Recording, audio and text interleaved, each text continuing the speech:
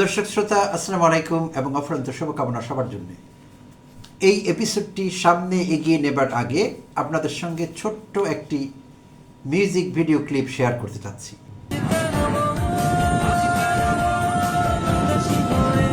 নিশ্চয়ই পুরো বিষয়টি আপনারা ধরে ফেলেছেন এবং ডটগুলোকে কানেক্ট করতে পেরেছেন।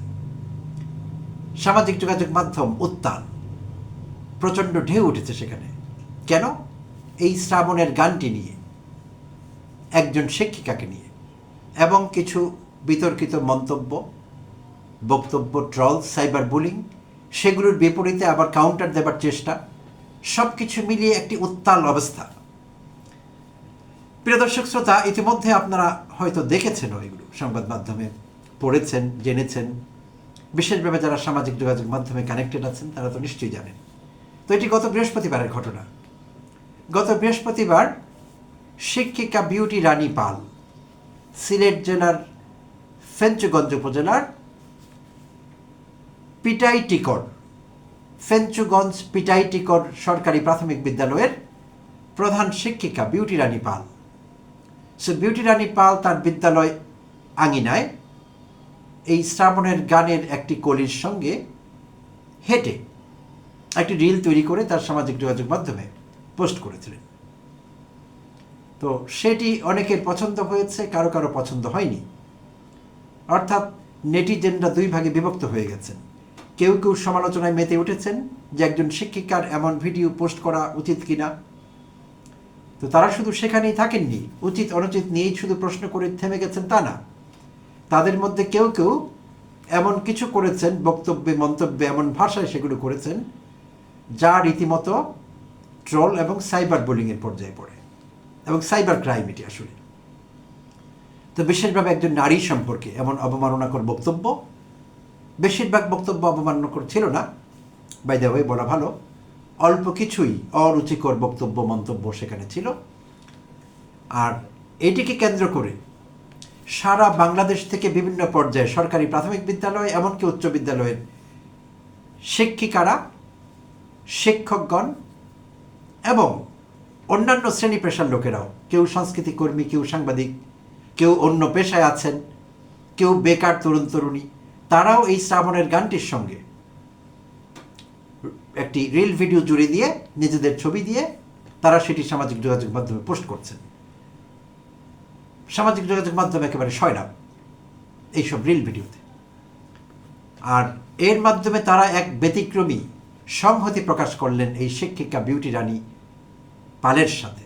একটি সংহতি প্রকাশ করবার একটি ব্যতিক্রমী উদ্যোগ, যেটি আমরা এই যাবৎকালে দেখিনি, প্রিয় দর্শক শ্রোতা।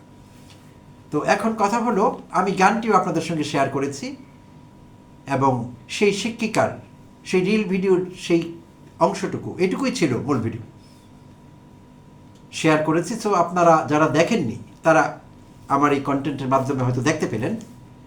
আপনাদের মতামত আপনারা জানাতে ভুলবেন না, আপনারা এই বিষয়ে কী ভাবছেন। আর এই শিক্ষিকার সম্পর্কে কিছু কথা বলা দরকার। তিনি কে, চলুন একটু জেনে নেই তার সম্পর্কে। এই বিউটি রানী পাল সরকারি প্রাথমিক বিদ্যালয়ের একজন প্রধান শিক্ষিকা। তিনি এখন যে তার কর্মস্থল ফেঞ্চুগঞ্জের পিটাইটিকর সরকারি প্রাথমিক বিদ্যালয়, সেখানে তিনি জয়েন করেছিলেন 2016-তে, অর্থাৎ 10 বছর ধরে তিনি সেখানে প্রধান শিক্ষিকা হিসেবে কাজ করছিলেন। আর তার শিক্ষাগত যোগ্যতার কথা যদি বলি, তিনি যেটিকে আমরা শাবি প্রবি বলি, শাহজালাল বিজ্ঞান ও প্রযুক্তি বিশ্ববিদ্যালয় সিলেটের, সেখান থেকে ইংরেজি সাহিত্যে স্নাতক এবং স্নাতকোত্তর ডিগ্রিধারী এই ভদ্রমহিলা, এবং শিক্ষকতাকে পেশা হিসেবে নিয়েছেন।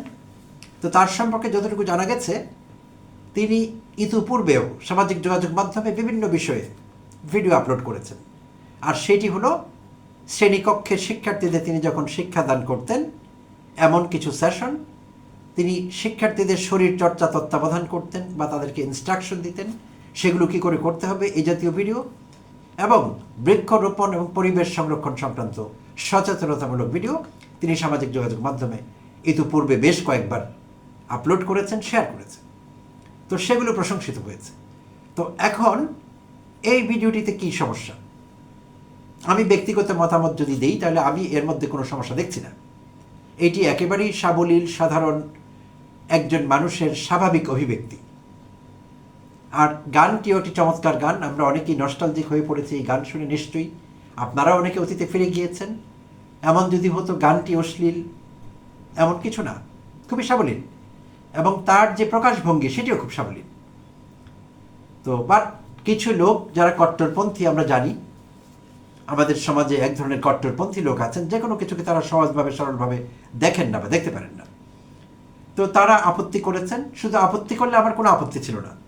তারা যদি বলতেন যে একজন শিক্ষিকার এটি করা উচিত হয়নি, আমি কিছু মনে করতাম না, আমি ধরে নিতাম এটি ভিন্ন মতের প্রকাশ, তাদের এটি ভাল লাগেনি। তো আমার কথা হলো, তাদেরকে এই শিক্ষিকাকে ট্রল করবার কিংবা সাইবার বুলিং করবার অধিকার কে দিয়েছে, যা কিনা একটি অপরাধ? তাহলে এইটি করবার মাধ্যমে তারা নিজেরা হয়ে ওঠেন অপরাধী, আর শিক্ষিকার এই রিল ভিডিওর জন্য তাকে বানিয়ে ফেললেন অপরাধী, কাঠগড়ায় দাঁড় করালেন। এটি আমার বিশ্লেষণ, প্রিয় দর্শক শ্রোতা। আমার সঙ্গে আপনাদের একমত হতে হবে এমন কোনো বিষয় নেই। আপনারা এই বিষয়ে কী ভাবছেন, আপনাদের মতামত দেবেন, সেটির প্রতিও আমার শ্রদ্ধা থাকবে। তো এখন কথা হলো, এই শিক্ষিকা শুধু শিক্ষিকাই তা না, তিনি 2026 সালে সিলেট জেলার শ্রেষ্ঠ প্রধান শিক্ষিকা নির্বাচিত হয়েছেন, প্রধান শিক্ষক নির্বাচিত হয়েছেন। এটি কোনো শিক্ষক শিক্ষিকার ভিত্তিতে নির্বাচন করা হয় না। সো এখানে আমি এটি ব্যবহার করব, প্রধান শিক্ষক, শ্রেষ্ঠ প্রধান শিক্ষক হয়েছেন সিলেট জেলার, নিশ্চয়ই তার যোগ্যতা বলে। তো আমরা যারা তাকে ট্রল করছি, তাকে সাইবার বুলিং করছি, তার ব্যাপারে এই যোগ্যতা, তার এই অভিজ্ঞতা, তিনি যে রাষ্ট্রের জন্য একটি অ্যাসেট, স্কুলের জন্য অ্যাসেট, ফেঞ্চুগঞ্জ এলাকার জন্য একটি অ্যাসেট, তথা বাংলাদেশের জন্য একটি অ্যাসেট তিনি। কারণ তিনি শুধু ফেঞ্চুগঞ্জেই তার জীবন কাটাবেন না, তার ট্রান্সফারেবল জব, অন্যান্য জায়গায় তার ট্রান্সফার হবে। যেখানে তিনি থাকবেন তিনি একজন অ্যাসেট হবেন। পাবলিক বিশ্ববিদ্যালয় থেকে ইংরেজি সাহিত্যে অনার্স মাস্টার্স করা একজন শিক্ষক বাংলাদেশের প্রাথমিক বিদ্যালয়ে থেকে গেলে, এবং তিনি থেকে গেছেন, আমি সেটাকে অ্যাসেটই মনে করব। কারণ তিনি যেই যে স্কুলে পড়াবেন, শিক্ষার্থীদের ইংরেজি ভিত্তি মজবুত হবে। আমি তাকে অত্যন্ত সৃজনশীল একজন শিক্ষক বলে মনে করি। কারণ ইতিপূর্বে সামাজিক যোগাযোগ মাধ্যমে তিনি যে ধরনের ভিডিও আপলোড করছিলেন, সেটিতেও তার সৃজনশীলতার প্রমাণ পাওয়া যাচ্ছে। তো এখন এই যে বিষয়টি বেশ মজার আরেকদিক থেকে, কারণ সারা বাংলাদেশ থেকে তার প্রতি তার পেশার লোকেরা, শিক্ষক শিক্ষিকা এবং স্কুল কলেজ নির্বিশেষে, প্রাথমিক বিদ্যালয়, মাধ্যমিক বিদ্যালয়, এমনকি কলেজ সেকশন থেকে অনেক শিক্ষিকা এই গানের সঙ্গে রিল বানিয়ে নিজেরা হেঁটে কিংবা দাঁড়িয়ে থেকে, অনেকে নেচে গিয়ে ভিডিও প্রকাশ করেছেন। আর এটি একটি অন্য রকমের সংহতি বোঝায়। তো এখন যারা নিচু লাইনে গিয়েছেন, অর্থাৎ নিজেকে নিচু করেছেন, তাকে সমালোচনা করতে গিয়ে নিজেদের নিচে টানিয়ে নেমেছেন, তো তারা কি করবেন? তারা কি ভাবছেন এখন, এই যে সংহতি দেশব্যাপী তার প্রতি, এ বিষয়ে তারা কি ভাবছেন এখন? সুপ্রিয় দর্শক শ্রোতা, আমরা একটু অতীতে ফিরে যাব। 2022 সেপ্টেম্বরে ইরানে মাশা আমিনি, 22 বছর বয়সী একজন তরুণী, তার একটু চুল দেখা গিয়েছিল বলে, অর্থাৎ তিনি হিজাব পরেছিলেন, তার হিজাব ঠিকমতো পরা হয়নি, 2-4টে চুল বেরিয়েছিল, সে অপরাধে তাকে গ্রেপ্তার করা হয়েছিল। একজন কুর্দি তরুণী, 22 বছর বয়সী মাশা আমিনি। 2022 সেপ্টেম্বরের 13 তারিখে তাকে গ্রেপ্তার করা হয়। ইরানের নীতি পুলিশ তাকে গ্রেপ্তার করে, মরাল পুলিশ আমরা যেটিকে বলি। 3 দিন পর পুলিশি নির্যাতনে তার মৃত্যু হয়। এরপর ইরানে কি হয়েছিল নিশ্চয়ই আপনাদের মনে আছে। আর সেই আন্দোলন দমাতে গিয়ে ইরানের আলী খামেনি সরকারকে কয়েক হাজার মানুষকে মেরে ফেলতে হয়েছিল, বাট আন্দোলন দমাতে পেরেছিলেন। তো সেইটি কোনো প্রশংসনীয় কাজ ছিল না। যদিও আমি এখন ইরান নিয়ে কিছু এপিসোডও করেছি বিভিন্ন জায়গায়, আমার এই চ্যানেলে প্লাস আরেকটি চ্যানেল আছে, সেখানেও করেছি। ইরানের পক্ষে দাঁড়িয়েছি, ইরানের পক্ষে সংহতি প্রকাশ করেছি, অন্য অনেকের মতো যারা পৃথিবীর সব দেশের ইন্ডিভিজুয়াল যে সার্বভৌমত্ব আছে সেটি সম্মান করেন, আমিও করি। তাই ইরানে যুক্তরাষ্ট্র যেটি করেছে সেটি ট্রেসপাস, সেটি ইন্ট্রুজন, তাই সেটির বিরোধিতায় আমি এপিসোড বানিয়েছি, সেটি ভিন্ন প্রসঙ্গ। কিন্তু এই যে খামেনিদের মোরাল পুলিশিং, এটি তারা কতকাল চালাতে পারবেন ইরানে, সেই প্রশ্ন কিন্তু থেকেই যাচ্ছে। আর সেই সময় ইরানের তরুণীরা এই মাশা আমিনির প্রতি সংহতি জানাতে গিয়ে অনেক তরুণী নিজের মাথার হিজাব খুলে জ্বালিয়ে দিয়েছিলেন, অনেক তরুণী নিজের মাথার চুল কেটে ফেলেছিলেন। তো এইসব কি করে থামানো যাবে? মোরাল পুলিশিং করে কি এইসব থামানো যায়? আর এইসব কি জোর করে মানুষের উপর চাপিয়ে দেওয়ার বিষয়? কে পর্দা করবে, কে করবে না, এই সময়ে এটি তো তার ব্যক্তিগত চয়েস, চাপিয়ে দেবার কিছু নেই। সম্প্রতি জাতীয় সংসদে বিএনপি দলীয় কুমিল্লার সংসদ সদস্য মনিরুল ইসলাম চৌধুরী জামায়াত এনসিপির নারী নেত্রীদের নিয়ে, নারী সাংসদদের নিয়ে, যারা হিজাব করেন, পর্দা করেন, তাদের নিয়ে কথা বলেছিলেন। আমি তাকে কটাক্ষ করে এপিসোড বানিয়েছিলাম আমার চ্যানেল থেকে। কেননা সেই নারীদের হিজাব পরবার, বোরখা পরবার, পর্দা করবার পূর্ণ স্বাধীনতা আছে। আবার যারা চান না তাদেরও পূর্ণ স্বাধীনতা আছে না করবার, থাকতে হবে। আধুনিক মানুষ হিসাবে এইটুকু আমাদের মানতে হবে। আমরা যদি আমাদের নারীদের হিজাব পরাবার, বোরকা পরবার, পর্দা করবার স্বাধীনতা চাই, তাহলে যারা এটি করতে রাজি হচ্ছেন না তাদের স্বাধীনতা আমাদের চাইতে হবে, সেটুকুও সম্মান করতে হবে। একতরফা কোনো কিছু হবে না, হতে পারে না। আচ্ছা, তো এবার 2024-এর একটি উদাহরণ দিব প্রিয় দর্শক শ্রোতা। 2024-এর সেপ্টেম্বরে আফগানিস্তানের তালেবান সরকার ঘোষণা করলো যে রাস্তায় যখন নারীরা চলাফেরা করবেন, নারীরা জোরে কথা বলতে পারবেন না, তাদের কথা যাতে শোনা না যায়। তো এর প্রতিবাদে পুরো আফগানিস্তান জুড়ে লক্ষাধিক ভিডিও ছড়িয়ে পড়েছিল সামাজিক যোগাযোগ মাধ্যমে। আফগান নারীরা গান গেয়ে, নেচে, চুল খোলা রেখে নানাভাবে ভিডিও করে সামাজিক যোগাযোগ মাধ্যমে ছড়িয়ে দিয়েছে সেই তালেবানি আইনের বিরুদ্ধে। তো আমি এই উদাহরণগুলো দিয়ে যে কথা বলতে চাইছি, জোর করে কারো উপর কিচ্ছু চাপিয়ে দেওয়া যায় না। এখন সেই সময় আমরা বাস করছি না, বিশ্ব বাস্তবতা সেখানে নেই।